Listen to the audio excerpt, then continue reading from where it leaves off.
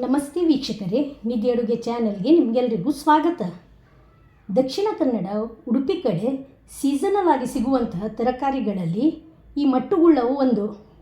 ಬಹಳ ರುಚಿಯಾದ ಈ ಗುಳ್ಳದಿಂದ ವಿವಿಧ ರೆಸಿಪಿಗಳನ್ನು ತಯಾರಿಸ್ತಾರೆ. ನಾನಿವತ್ತು ಈ ಗುಳ್ಳದಿಂದ ತುಂಬ ಟೇಸ್ಟಿಯಾದ ರವಾ ಫ್ರೈ ರೆಸಿಪಿಯನ್ನು ನಿಮ್ಮ ಜೊತೆ ಶೇರ್ ಮಾಡ್ತಾ ಇದ್ದೇನೆ. ಈ ರವಾ ಫ್ರೈ ಇದೆಯಲ್ಲ, ರೈಸ್, ದಾಲ್ ಅಥವಾ ರಸಮ್ ಜೊತೆಗೆ ಸೈಡ್ ಡಿಶ್ ಆಗಿ ನೀವು ಸರ್ವ್ ಮಾಡ್ಬೋದು. ಸಂಜೆ ಟೀ ಜೊತೆ ಕೂಡ ಇದನ್ನು ಸವಿಬಹುದು.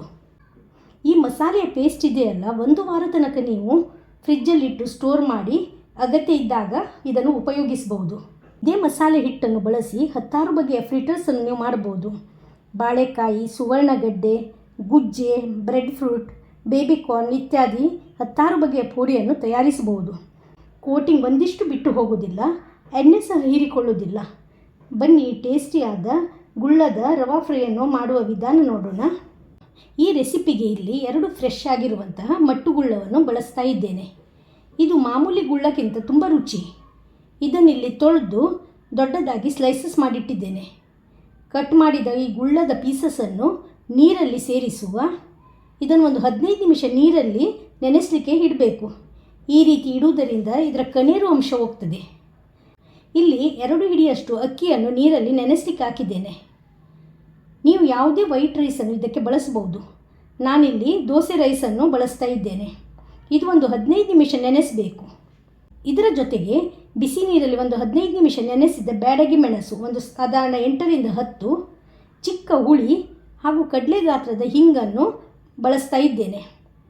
ಇಲ್ಲಿ ಬಿಸಿ ನೀರಲ್ಲಿ ಸೇರಿಸಿಟ್ಟ ಮೆಣಸನ್ನು ನೀರಿಂದ ತೆಗೆದು ಮಿಕ್ಸರ್ ಜಾರಿಗೆ ಸೇರಿಸುವ.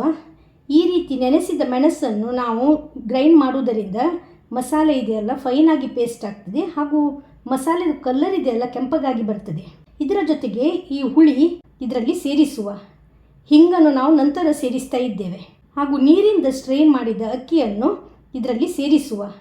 ಇದರ ಜೊತೆಗೆ ಸ್ವಲ್ಪ ಅರಶಿನ ಇದರಲ್ಲಿ ಸೇರಿಸುವ. ಅಗತ್ಯಕ್ಕೆ ಬೇಕಾದಷ್ಟು ನೀರನ್ನು ಸೇರಿಸಿ ಇದನ್ನು ರುಬ್ಬಬೇಕು. ಇಲ್ಲಿ ನೋಡಿ, ಮಸಾಲೆ 70% ರುಬ್ಬಿದ್ದು ಆಗಿದೆ. ಇದನ್ನು ತುಂಬ ತೆಳು ಮಾಡಬಾರ್ದು. ಈಗ ಇದರಲ್ಲಿ ತೆಗೆದಿಟ್ಟ ಹಿಂಗು ಹಾಗೂ ರುಚಿಗೆ ಉಪ್ಪನ್ನು ಸೇರಿಸುವ. ಹಾಗೂ ಪುನಃ ಇದನ್ನು ಗ್ರೈಂಡ್ ಮಾಡುವ. ಮಸಾಲೆ ಪೇಸ್ಟ್ ನೋಡಿ, ಈ ರೀತಿ ಗಟ್ಟಿಯಾಗಿ ಹಾಗೂ ಫೈನಾಗಿ ರುಬ್ಬಿದ್ದೇನೆ. ಮಸಾಲೆ ಪೇಸ್ಟ್ ಇದೆಯಲ್ಲ ತುಂಬ ತೆಳು ಮಾಡಬಾರ್ದು, ಇಲ್ಲವಾದರೆ ಫ್ರೈ ಮಾಡುವಾಗ ಎಣ್ಣೆ ಹೀರ್ತದೆ, ಹಾಗೂ ಕೋಟಿಂಗ್ ಕೂಡ ನಿಲ್ಲುವುದಿಲ್ಲ. ಈ ಟಿಪ್ಸನ್ನು ನೀವು ಅಗತ್ಯವಾಗಿ ಫಾಲೋ ಮಾಡಿ. ನೋಡಿ, ಇಲ್ಲಿ ಮಸಾಲೆ ರುಬ್ಬಿದ್ದು ಆಗಿದೆ. ಈ ರೀತಿ ಫೈನಾಗಿ ಇದನ್ನು ರುಬ್ಬಿದ್ದೇನೆ. ಇದನ್ನಿಲ್ಲಿ ಒಂದು ಪಾತ್ರೆಗೆ ಸೇರಿಸುವ. ಇದಕ್ಕೆ ಕಡಲೆ ಹಿಟ್ಟು, ಅಕ್ಕಿ ಹಿಟ್ಟು ಏನು ಸೇರಿಸಬೇಕಾಗಿಲ್ಲ. ಮಸಾಲೆ ನೋಡಿ ಈ ಹದದಲ್ಲಿರಬೇಕು. ನೆಕ್ಸ್ಟ್ ನೋಡಿ, ನೀರಲ್ಲಿ ಸೇರಿಸಿದ ಬದನೆಕಾಯಿ ಒಂದು 15 ಮಿನಿಟ್ಸ್ ನೆನೆಸಿದಾಗಿದೆ. ಈಗ ಇದನ್ನು ನೀರಿಂದ ತೆಗಿಬೇಕು. ಈ ರೀತಿ ಕೈಯಿಂದ ಪ್ರೆಸ್ ಮಾಡಿ ನಾವು ತೆಗಿಬೇಕು. ಕೈಯಿಂದ ಪ್ರೆಸ್ ಮಾಡಿ ನೀರನ್ನು ಕಂಪ್ಲೀಟಾಗಿ ಸ್ಕ್ವೀಸ್ ಮಾಡಬೇಕು. ಇದೇ ರೀತಿ ಉಳಿದ ಪೀಸಸನ್ನು ಸಹ ಚೆನ್ನಾಗಿ ಕೈಯಿಂದ ಪ್ರೆಸ್ ಮಾಡಿ ನೀರಿಂದ ತೆಗೆಯುವ. ಈಗ ಗುಳ್ಳದಿಂದ ನೀರನ್ನು ಸ್ಕ್ವೀಸ್ ಮಾಡಿ ಇಲ್ಲಿ ಇಟ್ಟಿದ್ದೇನೆ. ಈ ಬದಿ ಒಂದು ಪ್ಲೇಟಲ್ಲಿ ಸ್ವಲ್ಪ ರವೆಯನ್ನು ಸ್ಪ್ರೆಡ್ ಮಾಡಿ ಇಡುವ. ನಾನಿಲ್ಲಿ ಮೀಡಿಯಮ್ ರವೆಯನ್ನು ಇದಕ್ಕೆ ಬಳಸ್ತಾ ಇದ್ದೇನೆ. ಎಣ್ಣೆ ಕೂಡ ಆಲ್ರೆಡಿ ನಾನು ಬಿಸಿಗಿಟ್ಟಿದ್ದೇನೆ. ಈಗ ಗುಳ್ಳದ ಒಂದೊಂದು ಪೀಸಸನ್ನು ಈ ಮಸಾಲೆಯಿಂದ ಕೋಟ್ ಮಾಡುವ. ಈ ರೀತಿ 2 ಬದಿ ಕೂಡ ಚೆನ್ನಾಗಿ ಕೋಟ್ ಮಾಡಿ ಇಲ್ಲಿ ಸ್ಪ್ರೆಡ್ ಮಾಡಿಟ್ಟ ರವೆಯಲ್ಲಿ ಇದನ್ನು ಮುಳುಗಿಸಬೇಕು. ರವೆಯನ್ನು ಇದರ ಮೇಲೆ ಬೇಕಾದರೆ ಸಿಂಪಡಿಸಿ. ಇದರಿಂದ ಗುಳ್ಳದ ಪೀಸಸ್ ಇದೆಯಲ್ಲ ರವೆಯಿಂದ ಕಂಪ್ಲೀಟಾಗಿ ಕೋಟ್ ಆಗ್ತದೆ. ಇದೇ ರೀತಿ ಉಳಿದ ಗುಳ್ಳದ ಪೀಸಸನ್ನು ಮಸಾಲೆಯಲ್ಲಿ ಮುಳುಗಿಸಿ ರವೆಯಲ್ಲಿ ರೋಲ್ ಮಾಡಿ ನಾವು ಕೋಟ್ ಮಾಡಬೇಕು. ಕೋಟ್ ಮಾಡಿ ಫ್ರೈ ಮಾಡಲು ಇಲ್ಲಿ ಗುಳ್ಳದ ಪೀಸಸನ್ನು ಇಟ್ಟಿದ್ದೇನೆ. ಕಾದ ಎಣ್ಣೆಯಲ್ಲಿ ಒಂದೊಂದಾಗಿ ಇದನ್ನು ಸೇರಿಸುವ. ಒಂದು ಬಾರಿಗೆ 3 ರಿಂದ 4 ಪೀಸಸನ್ನು ಸೇರಿಸಬಹುದು. ಇದನ್ನು 1 ರಿಂದ 1.5 ನಿಮಿಷದಷ್ಟು ಹೊತ್ತು ಕಾಯಿಸಬೇಕು. ಮೀಡಿಯಮ್ ಉರಿಯಲ್ಲಿ ಇದು ಚೆನ್ನಾಗಿ ಒಂದು ಬದಿ ಕಾದ ನಂತರ ಇದನ್ನು ತಿರುವಿ ಹಾಕುವ. ಹಾಗೂ ಇನ್ನೊಂದು ಬದಿಯನ್ನು ಸಹ ಕಾಯಿಸಬೇಕು. ಯಾವುದೇ ಕಾರಣಕ್ಕೆ ಫ್ಲೇಮನ್ನು ನಾವು ಹೈ ಮಾಡಬಾರ್ದು. ಮೀಡಿಯಮ್ ಉರಿಯಲ್ಲಿ ಇದನ್ನು ತಿರುವುತ್ತಾ ಕೆಂಪಗಾಗುವವರೆಗೆ ಇದನ್ನು ಕಾಯಿಸಬೇಕು. 2 ಬದಿ ನೋಡಿ ಈಗ ಚೆನ್ನಾಗಿ ಕೆಂಪಗೆ ಕಾದ ಮೇಲೆ ಕಲರ್ ಕೂಡ ನೋಡಿ ಚೇಂಜ್ ಆಗಿದೆ. ಇಷ್ಟಾಗುವಾಗ ಇದನ್ನು ಎಣ್ಣೆಯಿಂದ ತೆಗೆಯುವ.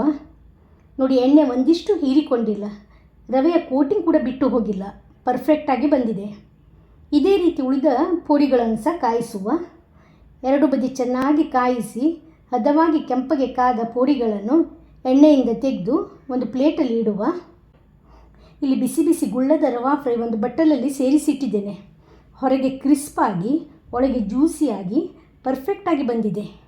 ರವೆ ಮಸಾಲೆಯ ಕೋಟಿಂಗ್ ಒಂದಿಷ್ಟು ಬಿಟ್ಟು ಹೋಗಿಲ್ಲ. ಇದೇ ಮಸಾಲೆ ಹಿಟ್ಟನ್ನು ಬಳಸಿ 10 ಬಗೆಯ ಫ್ರಿಟರ್ಸನ್ನು ನೀವು ಮಾಡ್ಬೋದು. ಬಾಳೆಕಾಯಿ, ಸುವರ್ಣಗಡ್ಡೆ, ಗುಜ್ಜೆ, ಬ್ರೆಡ್ ಫ್ರೂಟ್, ಬೇಬಿಕಾರ್ನ್ ಇತ್ಯಾದಿ 10 ಬಗೆಯ ಪೋಡಿಯನ್ನು ತಯಾರಿಸಬಹುದು.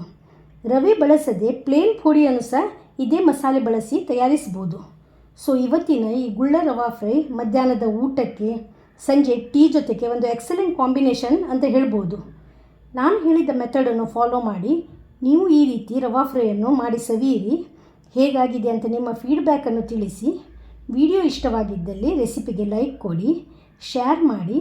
ಚಾನಲನ್ನು ಸಬ್ಸ್ಕ್ರೈಬ್ ಮಾಡದೆ ನೋಡ್ತಾ ಇರುವವರು ದಯವಿಟ್ಟು ಸಬ್ಸ್ಕ್ರೈಬ್ ಮಾಡಿ. ಧನ್ಯವಾದಗಳು.